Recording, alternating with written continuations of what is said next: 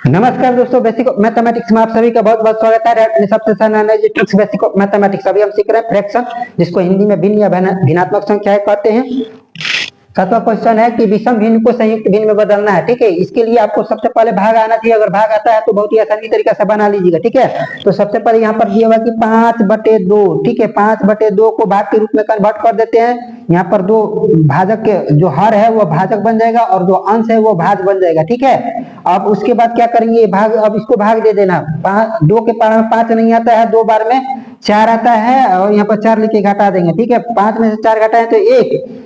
अब इसको क्या करेंगे कि यहाँ पर इक्वल का साइन देंगे और उसके बाद जो शेष बचा है उसको ऊपर लिख देंगे और जो भाजक होता है, भाजक की है, उसको नीचे लिखेंगे और जो भागफल होता है उसको पूर्णांक के रूप में लिख देंगे। यही हो जाएगा आंसर। ठीक है, इसको भी इसी तरह से करेंगे। आपको भाग आना चाहिए। ठीक है, यहाँ पर 2 है तो 2 लिखेंगे, हर को भाजक के रूप में लिखेंगे और अंश को भाज के रूप में लिख देंगे। ठीक है, यहाँ पर 3 और उसके बाद अब इसको भाग कर देंगे। ठीक है, 2 के पावर में 3 नहीं आता है, एक बार में 2 आएगा और इसको घटा देंगे। 2 में से 3 में से 2 घटाए 1। अब यहाँ भी उसी तरह से करेंगे। ठीक है, यहाँ पर एक इक्वल का साइन देंगे, फिर इसको इस तरह से कर देंगे। एक जो है उसको ऊपर लिखेंगे अंश के जगह पर और भाजक को उसको नीचे लिखेंगे और भागफल जो आता है उसको यहाँ पर पूर्णांक के रूप में लिख देंगे। ये हो जाएगा इसका आंसर। ठीक है, और उसके बाद ये तीसरा वाला भी उसी तरह से लिखेंगे। इस तरह से पहले लाइन खींच देंगे, बटे का चिन्ह दे देंगे। उसके बाद क्या करेंगे, 8 यहाँ पर लिखेंगे। उसके बाद इसको 8 को भाज के रूप में लिखेंगे और 3 को भाजक के रूप में लिखेंगे। उसके बाद इसको यहाँ पर भाग कर देंगे। 3 के पावर में 8 नहीं आता है, 2 बार में 6 आया, 6 लिख के घटा देंगे। 8 में से 6 घटाए 2।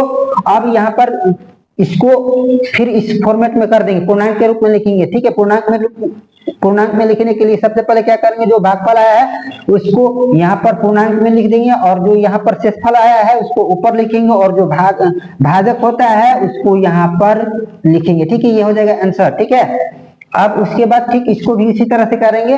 भाग आना चाहिए आपको।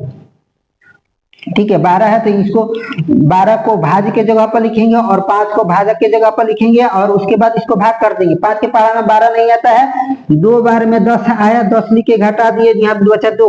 अब इसको भी इसी तरह से करेंगे, यहाँ पर इक्वल का साइन देंगे और फिर यहाँ पर इस बटे में लिख देंगे और इसके बाद जो 2 आया है इसको ऊपर लिख देंगे और जो भागफल आया है उसको पूर्णांक के रूप में लिख देंगे और जो भाजक होता है उसको नीचे लिख देंगे, शेषफल के जगह पर लिख देंगे। ये हो जाएगा आंसर। ठीक है, अब यहाँ पर इसको भी उसी तरह से करेंगे।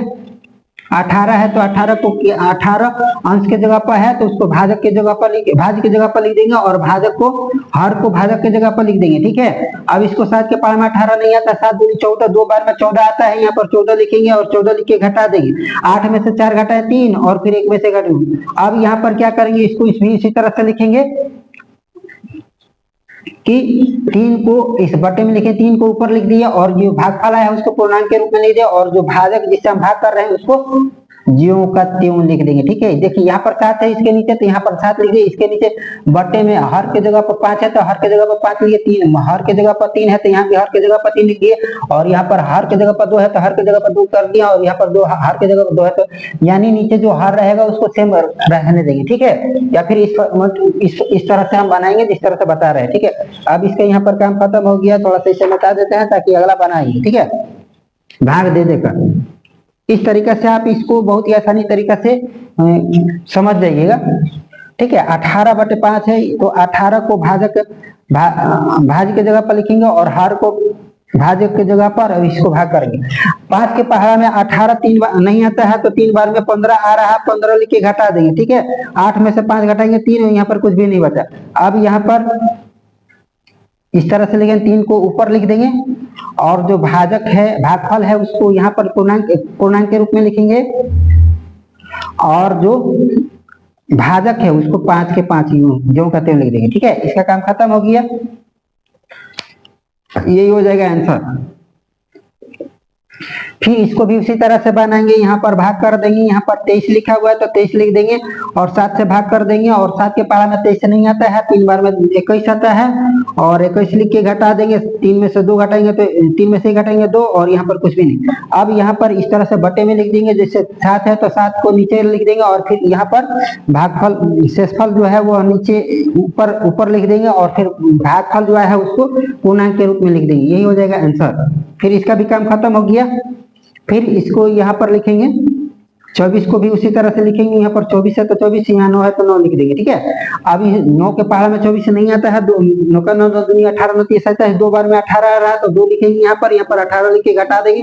4 में से 8 नहीं घटेगा तो 14 में से 8 घटेंगे 6, और फिर यहाँ पर 1 में से घटेंगे तो कुछ भी नहीं। अब यहाँ पर इक्वल का साइन देंगे, यहाँ पर बट्टे का देंगे, जो 9 है तो 9 नीचे लिख देंगे, और फिर इसको ये भागफल जो है उसको पूर्णांक के रूप में लिखेंगे, और जो ये भाजक है ये हो गया, और जो भाजक है उसको बटे में लिख दिया, और जो शेषफल बचा है उसको ऊपर लिख देंगे, और यही हो जाएगा आंसर, ठीक है। अब इसका भी काम खत्म है, इसको मिटा देते हैं। अब इसको भी यहाँ पर इसी तरह से करेंगे। 35 लिखा हुआ है, 35 को अंश के जगह पर तो वो भाज के जगह पर चला जाएगा, और 9 को यहाँ पर भाजक की जगह पर आ जाएगा, और फिर ये 9 के पहाड़ा 35 नहीं आता है तो 9 का 9 दुनिया 18 29 27, 9 चौक 36, तो 3 बार में 27 आ रहा है, यहाँ पर 3 लिखेंगे और 27 लिख के घटा देंगे। 15 में 7 घटाएंगे 8, और 2 में 2 घटाएंगे कुछ भी नहीं। अब यहाँ पर इक्वल का साइन देंगे, यहाँ पर बटे, और जो 9 है तो 9 यहाँ पर नीचे लिख देंगे, और फिर ये 3 जो है भागफल है वो क्या हो जाएगा, पूर्णांक की जगह पर चला जाएगा, और ये 8 जो है वो अंश की जगह पर चला जाएगा, ये हो जाएगा आंसर, ठीक है। अब उसके बाद एक और बचा 40 को 9 से भाग कर देंगे तो 9 के पहाड़ा में 4 बार में 36 आता है, 40 नहीं आ रहा तो 36 लिख के घटा देंगे। उसके बाद ये 4 बचा, यहाँ कुछ भी नहीं। अब यहाँ पर क्या करेंगे कि जो शेषफल रहता है उसको ऊपर लिख देते हैं, और फिर जो भागफल होता है वो पूर्णांक की जगह पर चला आता है, और फिर जो जिससे भाजक होता है वो फिर ये हो जाएगा। तो बहुत ही आसान है, बहुत ही सिंपल है। इस तरह से संयुक्त भिन्न को विषम भिन्न को संयुक्त भिन्न में बदलना।